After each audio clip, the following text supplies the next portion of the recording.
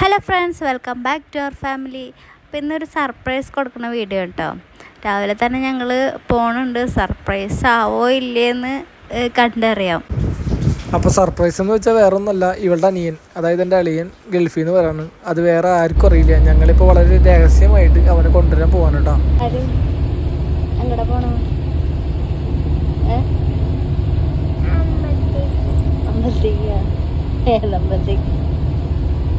ചാരു പറഞ്ഞ പോലെ തന്നെ അമ്പലത്തേക്കാണ് പോണേന്ന് പറഞ്ഞിട്ടാട്ടാ ഞങ്ങളവിടെ പറഞ്ഞ് സെറ്റ് ചെയ്ത് വെച്ചേക്കണേ.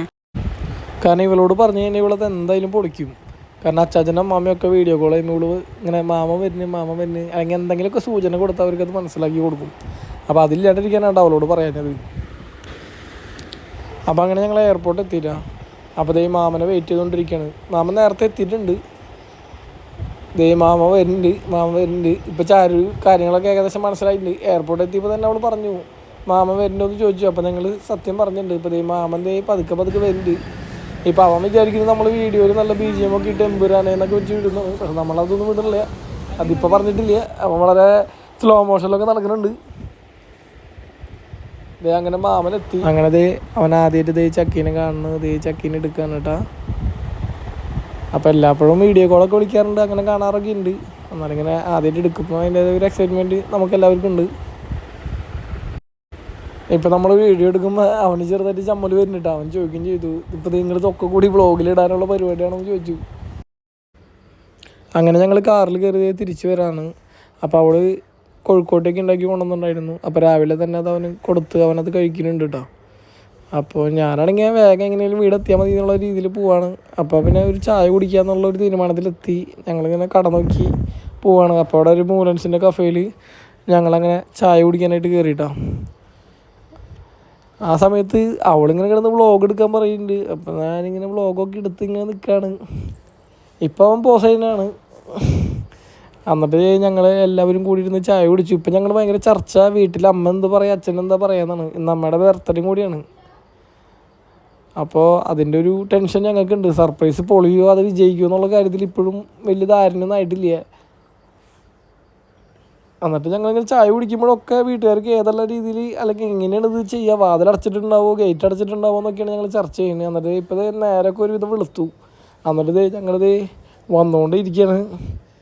ഇപ്പോൾ ഏകദേശം ചാലക്കുടി എത്തിയിട്ടുണ്ട് കേട്ടോ. മാക്സിമം സ്പീഡിലെ വണ്ടി ഓടിക്കുന്നത്. ഇപ്പോൾ വീടെത്തി. കാറ് നമ്മൾ വീടിനേക്കാളും കുറച്ചും കൂടി നീക്കിയിട്ടിട്ടാണ് നമ്മൾ കയറണം കേട്ടോ. ഗേറ്റ് അടച്ചിട്ടേക്കണം. അപ്പോൾ പെട്ടു. എന്നിട്ട് അവസാനം നമ്മൾ എന്നിട്ട് ചെയ്യാന്ന് വെച്ചാൽ മതിൽ ചാടാനുള്ള പരിപാടിയാണ്. എന്നിട്ട് ഇപ്പോൾ ആര് മതിൽ ചാടുന്നുള്ളതാണ് ചർച്ച. അവസാനം അവൻ തന്നെ മതിൽ ചാടി, അല്ലാണ്ട് വേറെ വഴിയില്ല. ഞാൻ ചാടാനൊരു ശ്രമം നടത്തി, പക്ഷെ വിജയിച്ചില്ല. അപ്പോൾ പ്രായമായി എന്നുള്ളത് ഒരു തിരിച്ചറിവ് ഇതിൽ നിന്ന് കിട്ടി. അവൻ തന്നെ മതിൽ ചാടി. ഗേറ്റ് തുറക്കണുണ്ടോ ഞങ്ങൾക്ക് വരാനായിട്ട്. ഇപ്പോഴും എനിക്ക് നല്ല ടെൻഷനുണ്ട്, അവൾക്കും നല്ല ടെൻഷനുണ്ട്. കാരണം ഇത് സർപ്രൈസാണ്. എന്നിട്ടാവും അവരുടെ ഒരു റെസ്പോൺസ് എങ്ങനെയൊക്കെ ആവും, അത് നമ്മളിങ്ങനെ ലൈവായിട്ട് കിട്ടാൻ വേണ്ടിയാണ് കേട്ടോ ഇത്രയും ഇതിൽ വന്നത്. അപ്പോൾ ഇവൻ്റെ ഐഡിയയിലാണ് സർപ്രൈസ് കൊടുക്കണമെന്ന് പറഞ്ഞത്, അല്ലാണ്ട് ഞങ്ങളല്ല പറഞ്ഞത്. ഈ കോണിമേലടിച്ചു. അപ്പോൾ ഞങ്ങൾ മാറി നിൽക്കുക, അല്ലെങ്കിൽ ജനലെ കൂടെ നോക്കും. ജനലെ കൂടെ നോക്കിയിട്ടാണ് വീട്ടിലേക്ക് കയറുക. അപ്പോൾ നമുക്ക്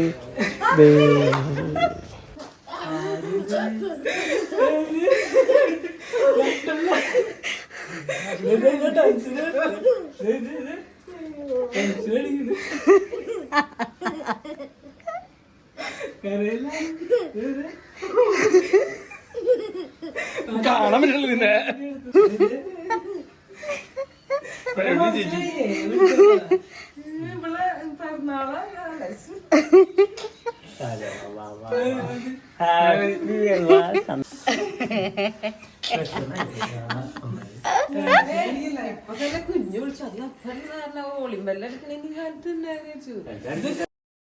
അപ്പോൾ സർപ്രൈസ് പരിപാടി വിജയിച്ചു കേട്ടോ.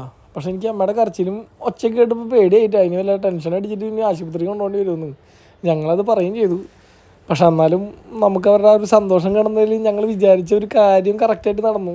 അതിൽ ഞങ്ങൾക്ക് രണ്ടുപേർക്കും ഞാൻ ദൃശ്യത്ത് പറയുകയും ചെയ്തു. ഞങ്ങൾക്കത് ഭയങ്കര സന്തോഷമുണ്ട് കേട്ടോ. കാരണം ഇവർക്ക് ഇതേപോലെ ഒരു സർപ്രൈസ് കൊടുക്കാൻ തന്നെ നമ്മൾ വിചാരിച്ചത്. ഇന്ന് അമ്മയുടെ പിറന്നാളും കൂടിയാണ്. അപ്പോൾ ഞങ്ങളിത് പെട്ടിയൊക്കെ ഇട്ട് വെച്ചേക്കാണ്. അപ്പോൾ അവരിങ്ങനെ വിശേഷങ്ങളൊക്കെ പറയാണ് മോനെ കണ്ടിട്ട് ഒരു കൊല്ലത്തിന് മേലെയായി. അപ്പോൾ അതിൻ്റെ സന്തോഷത്തിലാണ്. എനിക്കാണെങ്കിൽ ചിരി വന്നിട്ടും പാടില്ല.